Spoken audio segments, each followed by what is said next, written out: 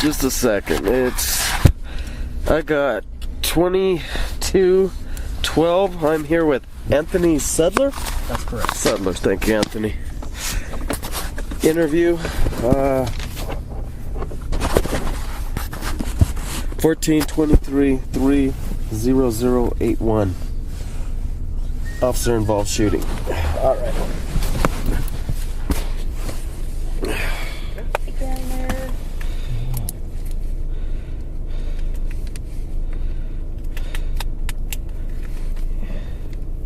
Anthony Ony. And your last name? S is in Sam, Edler. Thank you, sir. Good. All right.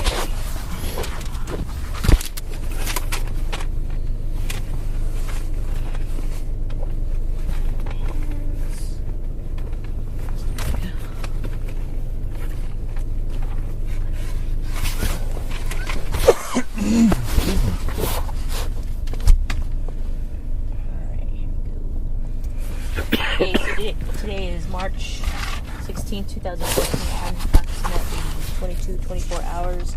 This is a reference case number 14-23683. And in my vehicle, I have no idea where we're at, but we're on the corner of Ciega Vista Northeast Road. And we are speaking to, can you give me your name, sir? Antony Sedler. And also present is, can you give me your name, sir? Hal Cage, HALCAGE. I'm with the agent with the New Mexico State Police Investigations Bureau. Awesome. Okay. Officer Sedler, can you give me your man number, call sign? Man number is 2624. Call sign is 719. 719. And you are currently assigned with what unit? The SWAT team? You a sergeant? No. Oh, okay. I thought you were for some reason. Okay. I don't want that headache. Can you tell me how you became involved in today's incident? Yes. I don't remember the time. I would say I'll give an approximation. Okay. Roughly 1,800 hours-ish. I was on my way home from a run in the Bosque. I was driving my issued take-home vehicle because we are on an on-call status. Okay. It is customary anytime I'm driving that unit, I'm scanning all areas, just in the event a SWAT activation or something that nature or a call that I'm around comes out I can help with. Okay. I could hear the request come over the air for K9 units, officers with beanbags, and on the foothills air. It sounded like they did have a critical incident of some sort going on.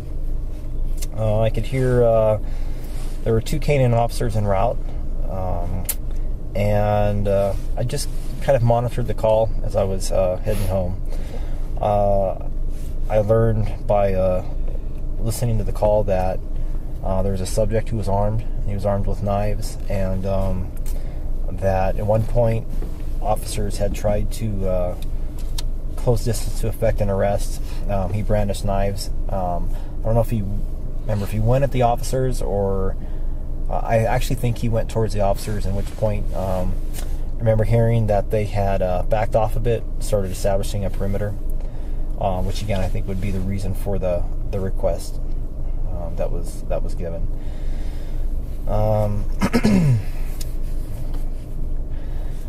About that time I had logged on to the system to actually pull up the address. I'm not familiar with this area too well. Anything east of Tramway I'm kind of unfamiliar with. Okay.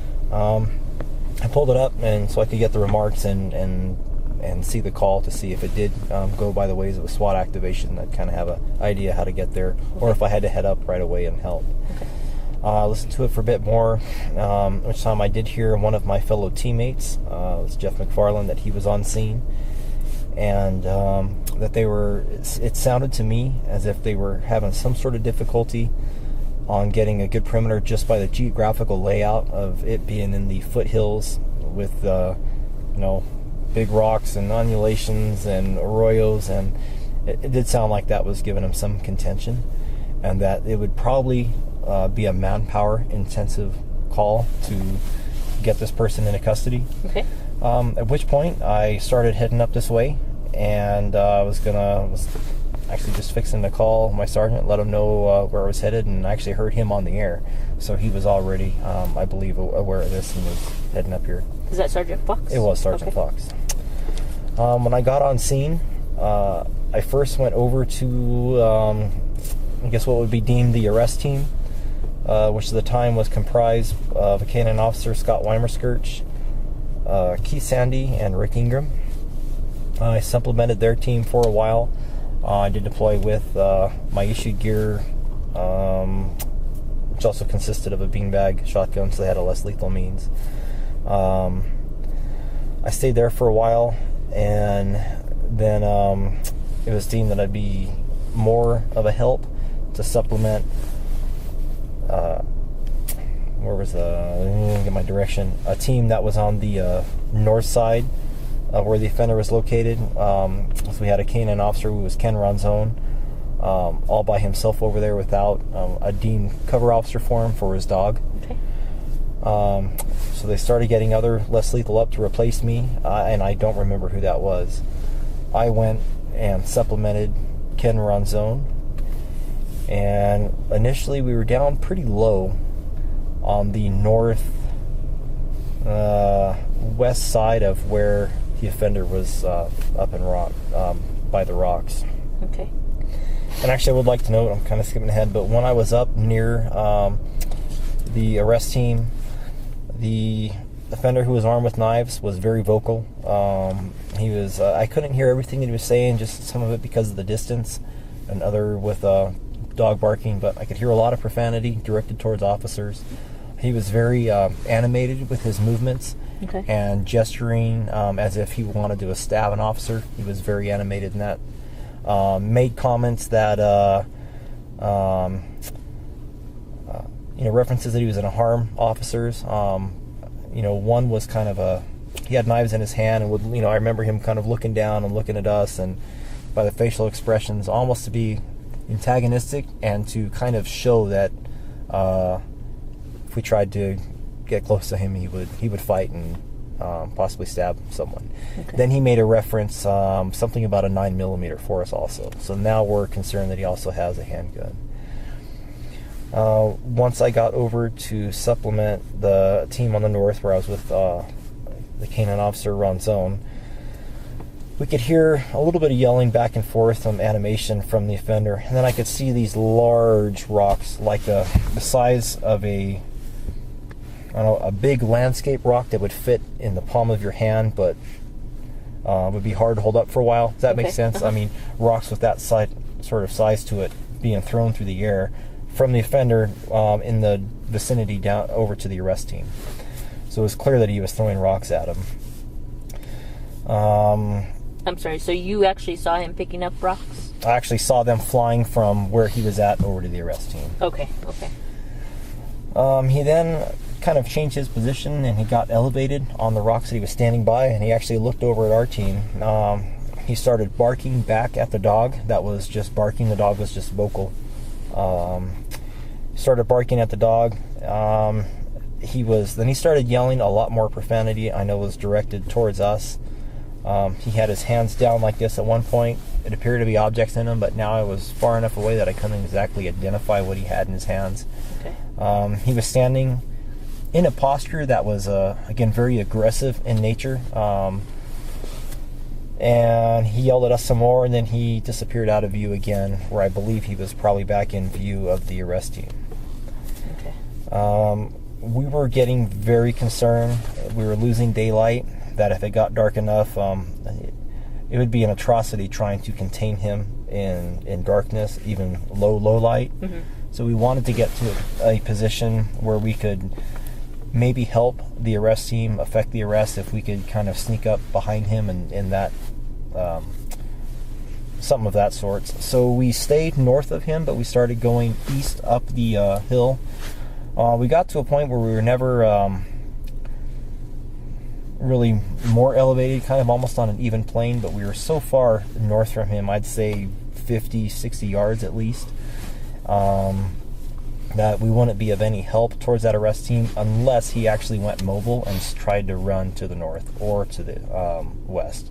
Even east, we would have been able to try to deal with him. He wasn't in view for any of this. We stayed completely as a containment, or if he were to actually try and break a perimeter, then we would be able to have eyes on. But once we moved, we were completely out of play, so to speak, that we didn't have any visual indication as to where he was at.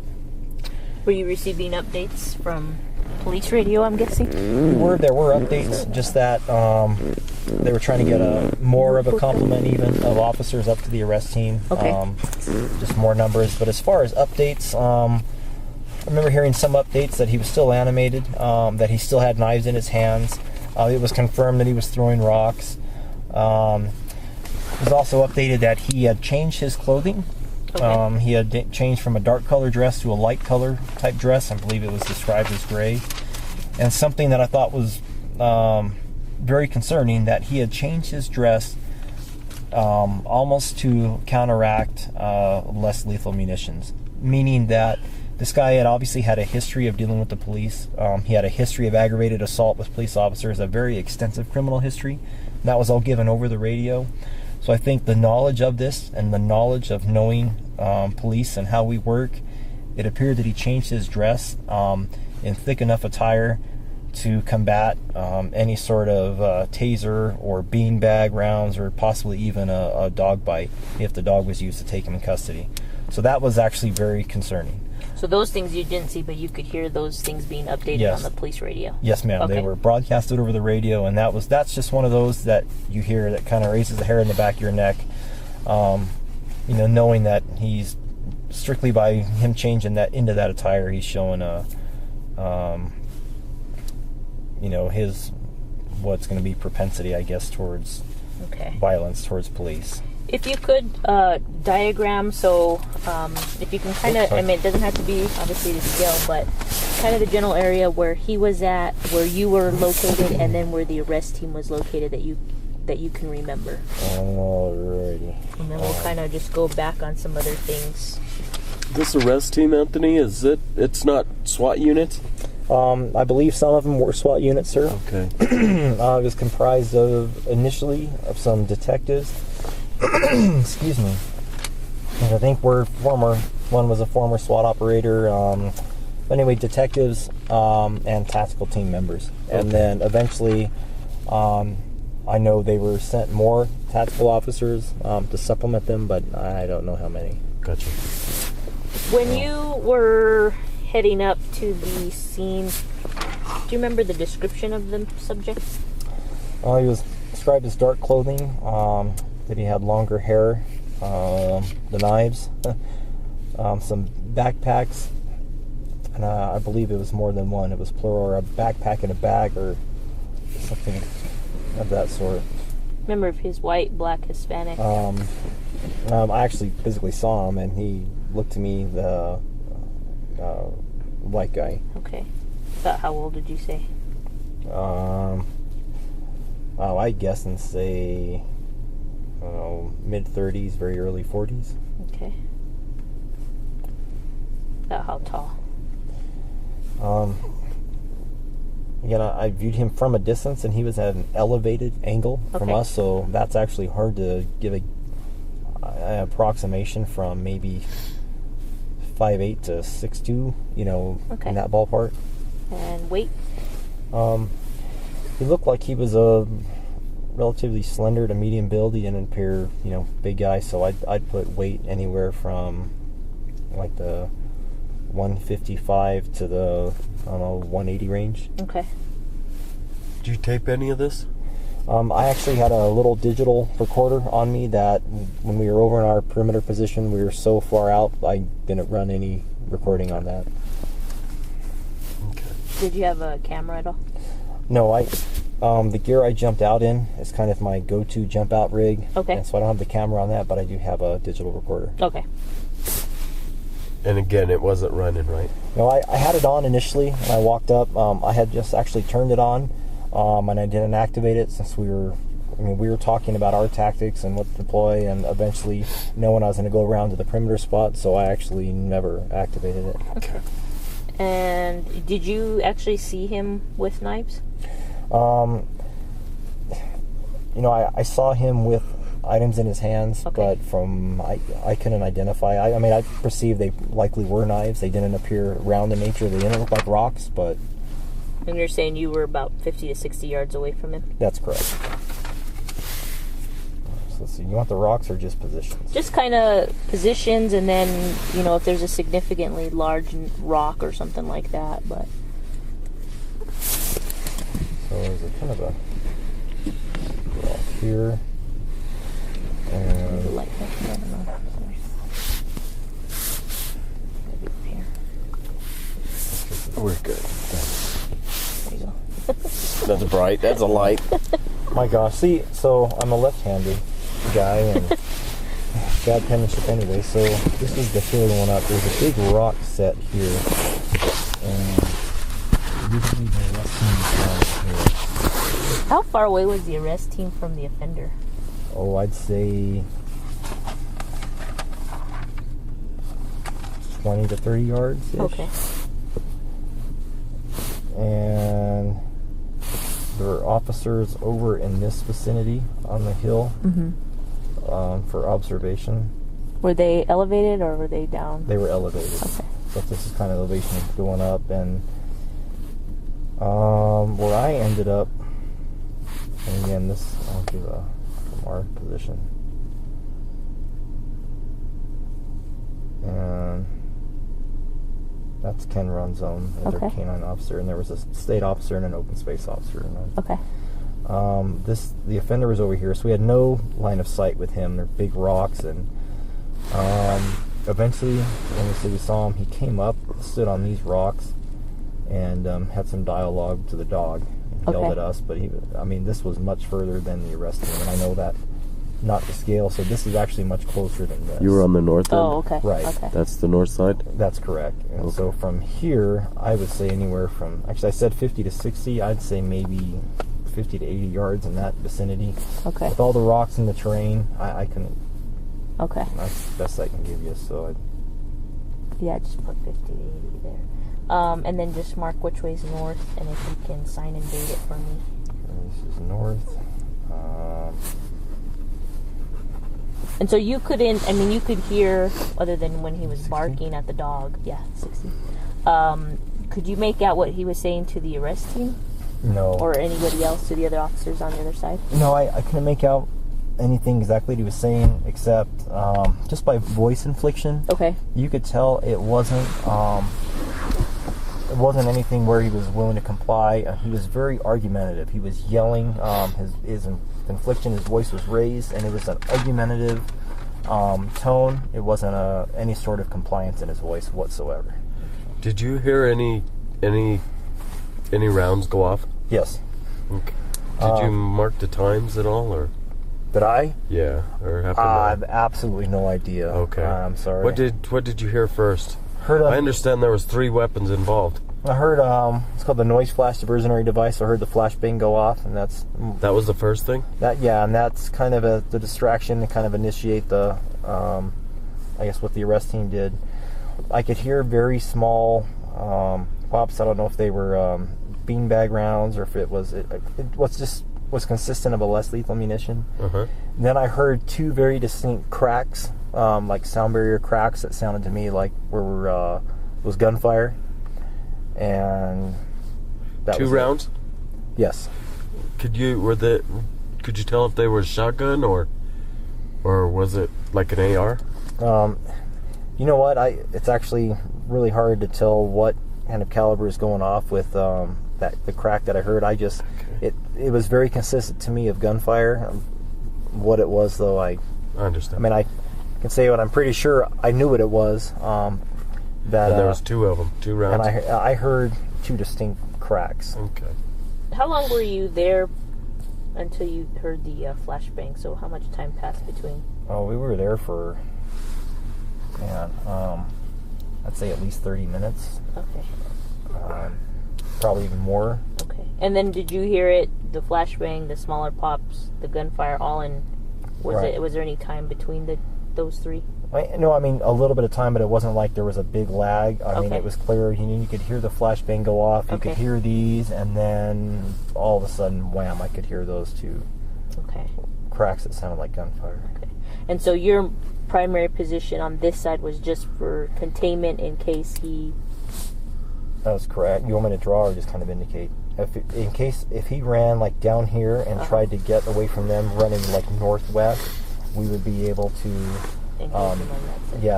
have contact and prevent him from getting out this area.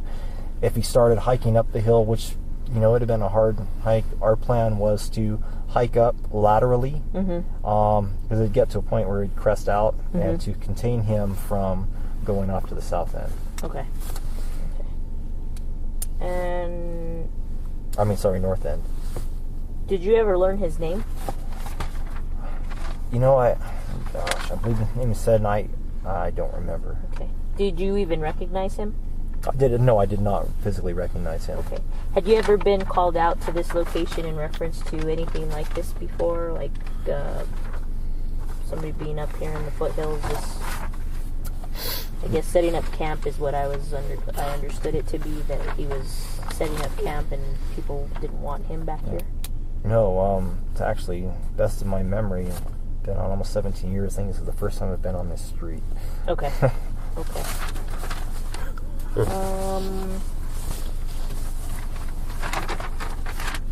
So could he tell that you were an officer?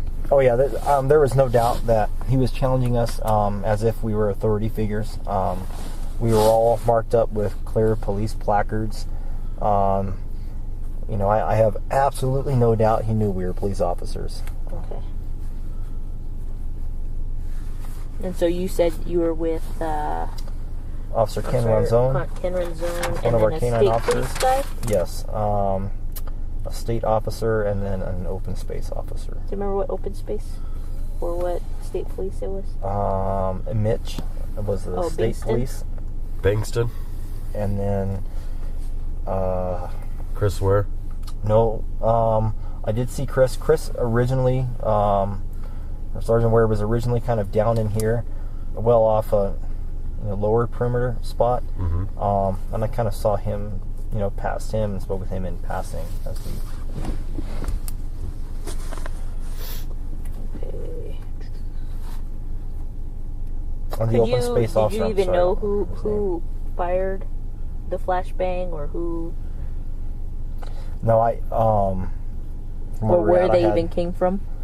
Yeah, actually, I had a very good idea on where they came from because I knew where the arrest team was at, and that if they were going to change their position, they would have told us that, so we could mitigate crossfire and that sort of thing. So I was very certain that it had come from about where the arrest team was at. Okay. As far as what sounded to me as a gunfire, it could have either came from the arrest team or officers over here on an observation post. That I didn't know. Okay.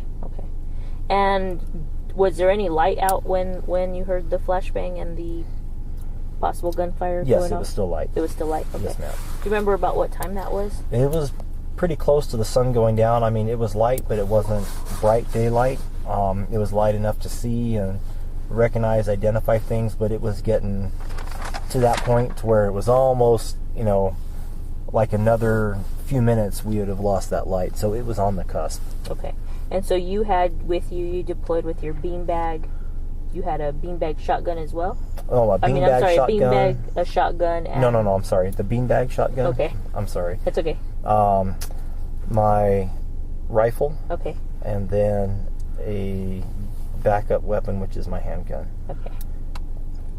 You qualified on all those weapons? I am, ma'am. Okay. But you did not shoot any rounds? No, ma'am, nothing. Okay. And anybody from your group shoot any rounds towards the individual? No, nobody did. Okay. And in fact, this might help. If you guys physically go up there, now, I can't say if it's been moved since, we've been here a while, but I marked our position where we were at with a green chem stick. Oh, okay. Now, that's not to say other people didn't mark. It's customary we mark our brass if we're shooting with chem sticks, so I don't know how many chem 6 are up there, but if you find one on the north side, 50 to 80 yards away, What's a sitting chem 6? on a rock, it's a good chance it was us. Just, the little light 6 you break and shake? Oh, yes, sir. Yeah, one of those. Okay. And I did that strictly for you guys to How long do they last? Oh, it'll be glowing till tomorrow morning. Oh, okay. Okay. Cool. Anything else that you can think of that I didn't ask you that you think is important? No, the one thing, and I touched on it, that it's, with this individual that we were dealing with, a lot of the times, especially dealing with people in crisis who are that agitated and willing to take weapons to law enforcement, a past is usually a great prediction of the future. Mm-hmm. And just the initial call on what he had done when we were here, the aggression and violence he displayed towards police, and then what I heard from one of the RTC units on the air, that he had a very extensive criminal history and a very violent history, and a very recent, criminal history that obviously was escalating, including to aggravated assault on police officers, and his behavior out here. It was just very clear that there probably wasn't an avenue of communication that was going to work. He was clearly worked up enough that it seemed like, unfortunately, he was going to try to hurt officers. Okay.